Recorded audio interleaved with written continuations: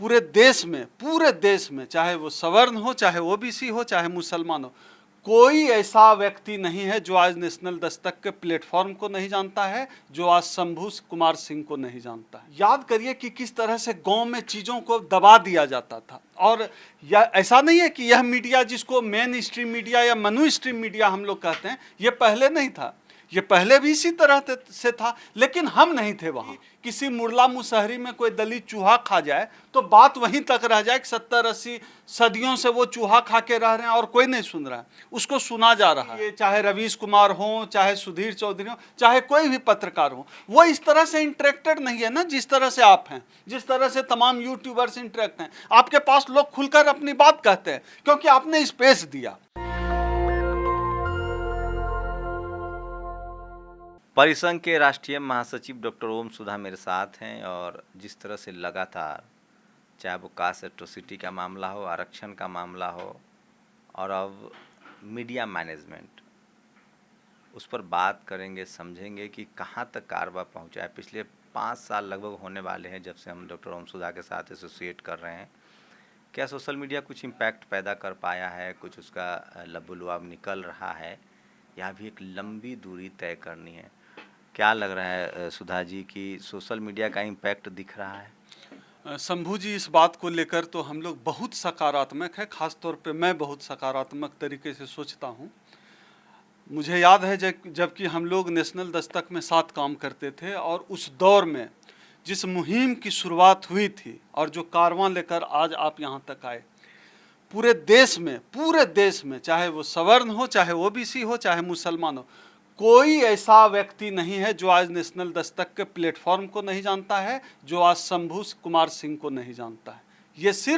यह पहचान सिर्फ नेशनल दस्तक या शंभू कुमार सिंह की नहीं है, यह पहचान जो देश में पूरे जो दलितों के साथ जो उत्पीड़न की घटनाएं होती है, दलितों से जो जुड़े मुद्दे हैं, शंभू कुमार सिंह का किसी मुद्दे पर लोगों का जानना मतलब है कि उस मुद्दे का सामने आ जाना। याद करिए कि किस तरह से गांव में चीज़ों को दबा दिया जाता था। और यह ऐसा नहीं है कि यह मीडिया जिसको मेन स्ट्रीम मीडिया या मनु स्ट्रीम मीडिया हम लोग कहते हैं, ये पहले नहीं था, ये पहले भी इसी तरह से था, लेकिन हम नहीं थे वहाँ। अब क्या हुआ है, नेशनल दस्तक, दलित दस्तक जैसे जो यूट्यूब चैनल आए या फेसबुक पेज जो चल रहे हैं, या जो लोग खुद फेसबुक लाइव करके बता दे रहे हैं, तो कोई अब दब नहीं रहा है कि किसी मुरला मुसहरी में कोई दलित चूहा खा जाए तो बात वहीं तक रह जाए कि 70-80 सदियों से वो चूहा खा के रह रहे हैं और कोई नहीं सुन रहा है, उसको सुना जा रहा है। आज अगर भागलपुर में कोई दलित कर्मचारी, चतुर्थ वर्गीय कर्मचारी अपने प्रतिरोध में जानवरों का मांस को टांग कर नगर निगम के दरवाजे पर प्रतिरोध अपना जताते हैं, तो वह भी आज देश के नज़र में आता है और पूरी दुनिया उस घटना को जानती है और सरकार को उस पर कार्रवाई करनी पड़ती है। मुझे याद आ रहा है शंभू जी, नेशनल दस्तक पर यह मुद्दा उठाया गया था, एक लड़की का सामूहिक बलात्कार दलित लड़की का हुआ था।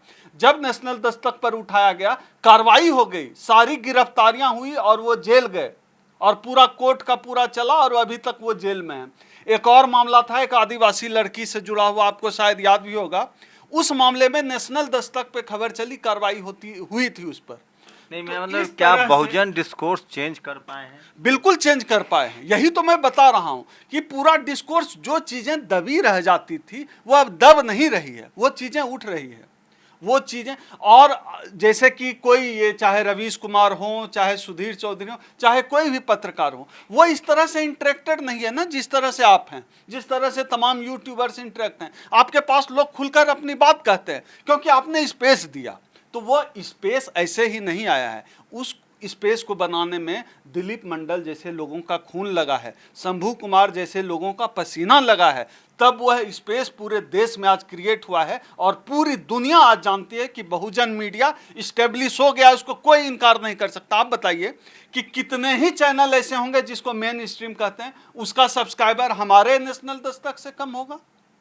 और ऐसा नहीं है कि जो परिस्थितियां थी, जो समय था, वही चल रहा है, सब बदल गया है। अब हमारी भी आवाज़ सुनी जाती है। कल को ट्विटर को लोग नहीं जानते थे, हमारा कोई मुद्दा नहीं है, जिस दिन चाहते हैं हमारे लोग आज ट्रेंड करा दे रहे हैं।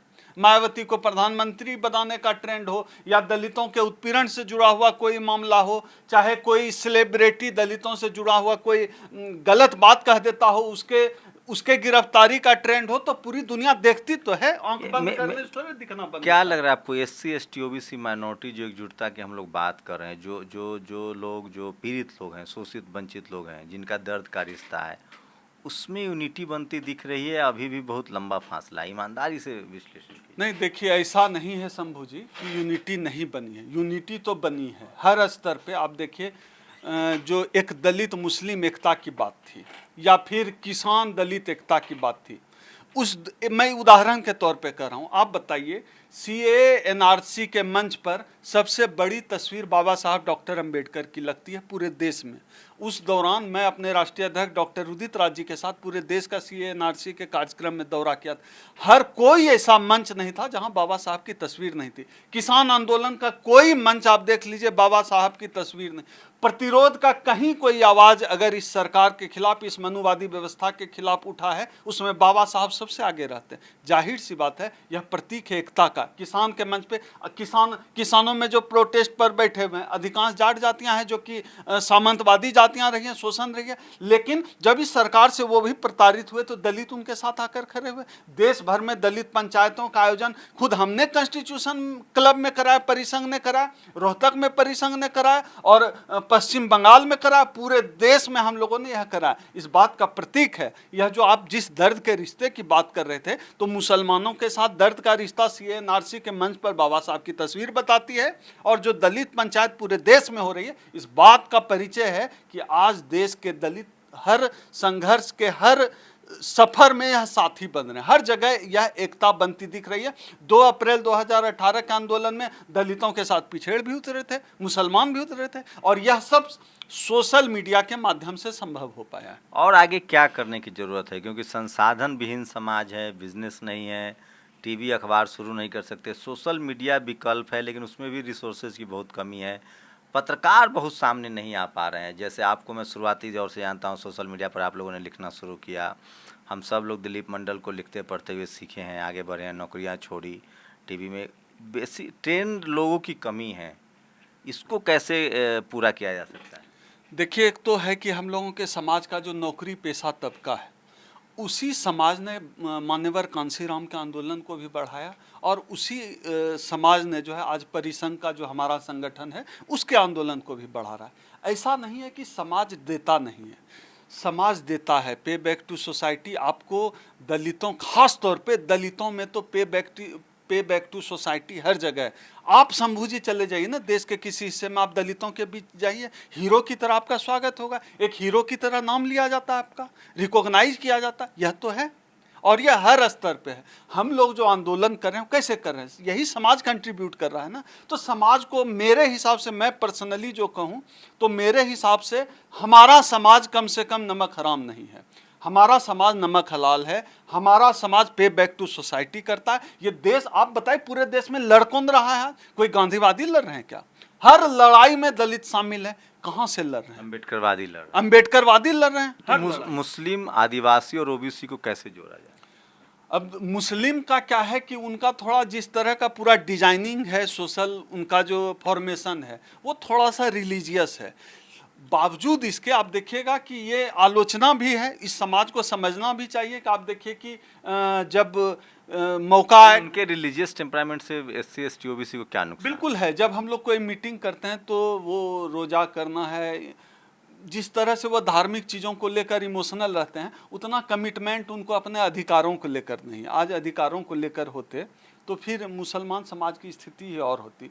वो समाज को जो है पीछे कर दिया गया है बहुत। आदिवासी को लेकर क्या कहें? आदिवासी समाज को तो हम लोगों ने इंसान ही नहीं माना। आज भी जो आदिवासी समाज को लेकर यह जो कथित रूप से मनुवादी समाज है, यह तो बहुत गंदी सोच रखता है। और सरकारों का भी रवैया हो, चाहे कोई भी सरकार हो, उसका रवैया आप देख लीजिए, इनको इंसान नहीं समझते। OBC में कुछ बदलाव दिख रहा है, जो स्कूल कॉलेज जा रहे हैं युवा तबका जो है? देखिए, उम्मीद तो नहीं टूटनी चाहिए। हम लोग लगातार कोशिश कर रहे हैं कि OBC समाज जो है हम लोगों के साथ जुड़े। खास तौर पे मैं एकदम नाम लेकर जाति का कर रहा हूँ, यादव समाज से मुझे बड़ी उम्मीद है। हम लोग उम्मीद करते हैं उस समाज का भी जो हिस्सा अम्बेडकरवादी हो गया वो तो इस बहुजन समाज का हिस्सा बन गया और वो लोग काम भी कर रहे हैं। अब जड़ता तो है ओबीसी समाज में, इस बात से कौन इनकार करता है। वो जड़ता टूटेगी समय समय पर। आज जैसे दलित समाज आगे बढ़ गया अपने आंदोलन, मूवमेंट, पढ़ाई, शिक्षा, हर स्तर पर भागीदारी के सवाल पर, ओबीसी समाज की भागीदारी हर जगह कमजोर है। वो कृष्ण और राम के चक्कर में पड़े हुए हैं।